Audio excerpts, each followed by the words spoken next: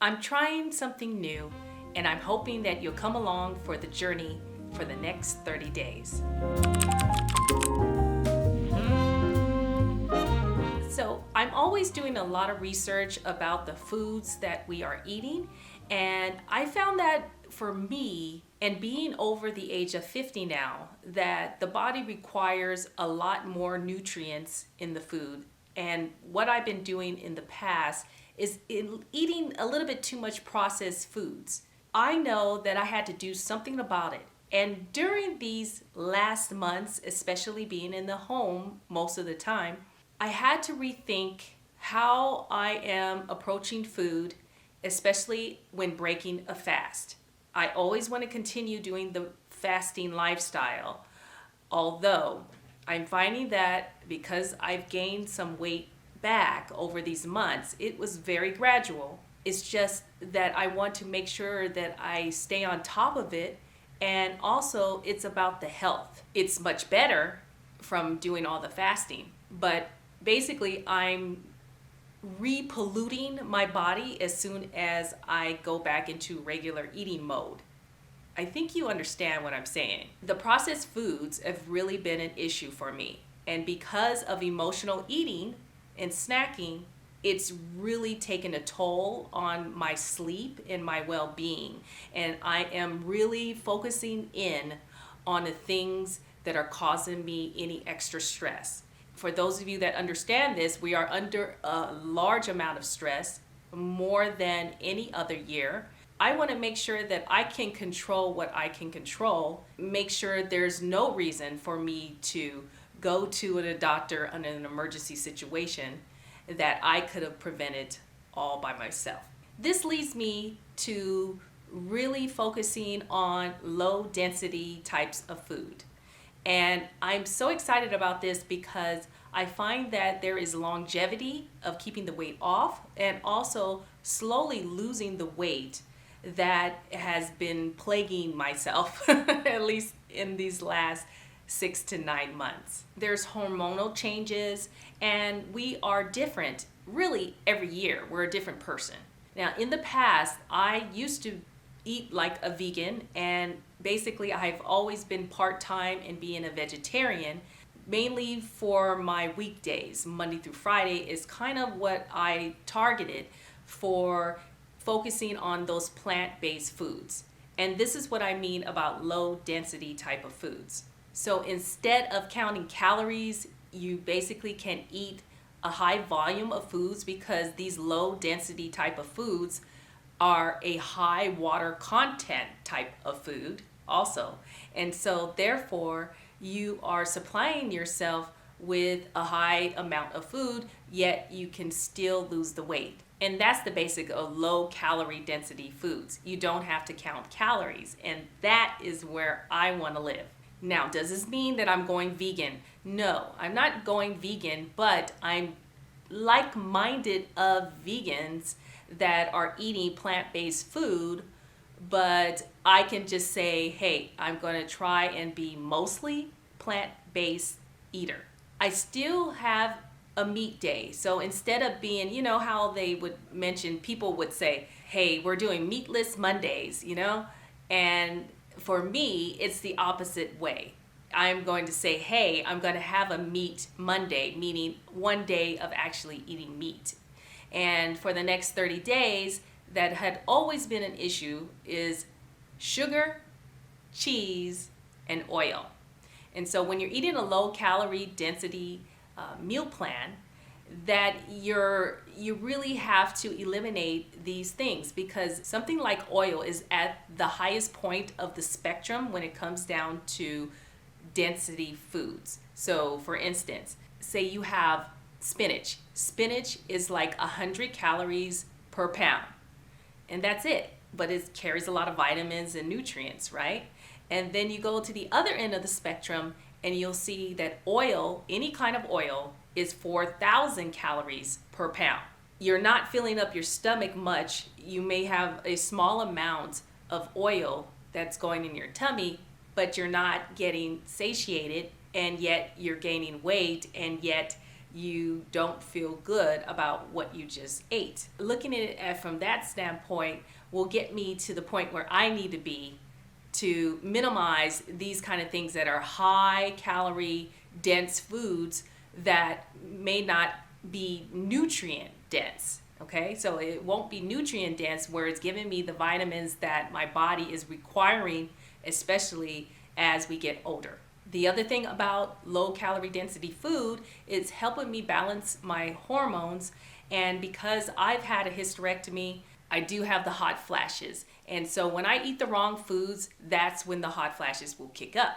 I want to make sure I'm not eating the foods that are carrying a lot of hormones, say for instance, animal products, that are causing me this reaction, hot flashes or night sweats. I find that I have night sweats and hot flashes when I'm eating more foods that have hormones already pumped into it, and that would be cheese. But I'm going to find a substitute for it, and I'm going to kind of give you guys some feedback for the next 30 days, meaning once a week on my videos, I will check in with you and give you the updates and then recipes that I'm learning. The other thing about is eliminating the sugar, and you can still have natural sugar, which would be in your fruits. That's where I'm going to put more of my energy when it comes to snacking. For instance, nuts and chips and cookies, all those things are at the high end of the density food scale, and at the same time may not provide the nutrients that you need, right?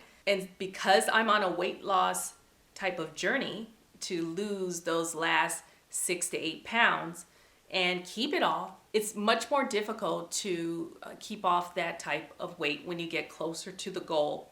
And so you really have to cut back on those type of items completely, really. So I'm basically trying to eliminate those things. Now, with the exception of cheese, I've been doing great.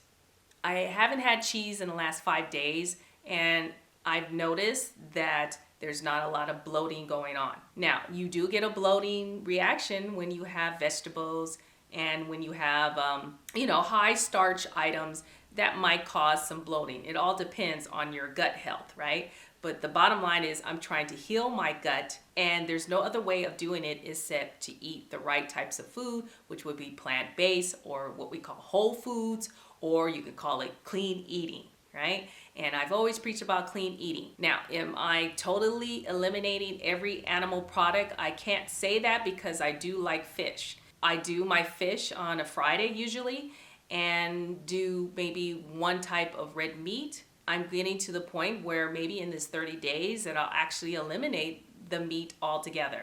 So these are goals that I'm working towards, but I don't want to have too many eliminations all at once. So I'm just going to keep you updated on week to week on how I'm doing, and if you guys are thinking about joining in. So the bottom line is about being a fasting foodie is about eating healthy when you are between your fasts, and to keep those gains and maintain the weight or lose more weight even if you're eating or not. So that's where I'm at.